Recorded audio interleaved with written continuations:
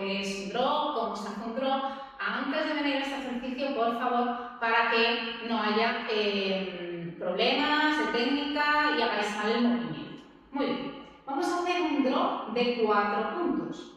Entonces, el drop normal, recordamos que se hace con la pierna detrás y el movimiento se hace siempre hacia abajo, hacia abajo, hacia abajo y hacia abajo. Y lo que se mueve es la pierna de atrás todo el tiempo. La de delante no hace absolutamente nada. Se queda aquí apoyadita, luciéndose, y la que hace todo el esfuerzo es la pierna de atrás. No me hagáis estas cosas, por favor. Con la pierna de atrás, aquí. Muy bien. Pues lo que vamos a hacer primero es un twist hacia adelante para partir de esta posición. Y lo que vamos a hacer es un arquito. 1, 2, 3 y vuelvo otra vez a empezar. Entonces va a ser como un drop en redondo, ¿sí? Y vamos a bajarlo por aquí. 1, 2, 3 y lo bajo. Sería, empieza aquí delante, hago un twist, recuerdo que los twists hacia detrás siempre, la pierna de atrás es la que está trabajando, esta no hace nada, ¿sí? Esta luce, que es lo bonito, mientras el esfuerzo lo hace la de atrás. Subo para hacer mi twist, perdón, para hacer mi drop y hago un twist.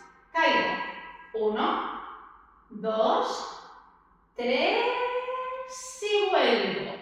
Se llama 4 puntos porque lo hago en 4 tiempos. 1, 2, 3 y 1, 2, 3 y 1, 2, 3 y 1, 2, 3 y 1, 2, 3 y 1, 2, 3 y 1, 2, 3 y desde el frente. Aquí estoy.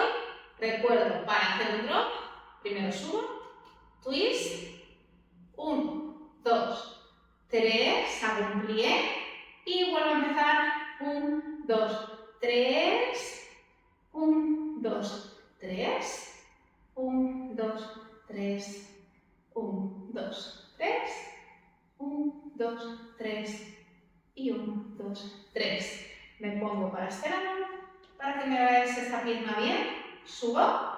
1, 2, 3. 1, 2, 3. 1, 2, 3. 1, 2, 3. Y 1, 2, 3.